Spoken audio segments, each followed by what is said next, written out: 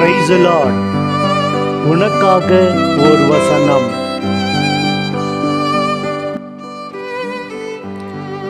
ரோமையர் 15:13 நம்பிக்கையால் உண்டாகும் பெருமகிழ்ச்சியாலும் அமைதியாலும் உங்களை நிரப்புவாராக. அவ்வாறு தூய ஆவியின் வல்லமையால் நீங்கள் இன்னும் மிகுதியான எதிர்நோக்குடன் வாழ அருள் புரிவாராக. ஆமேன்.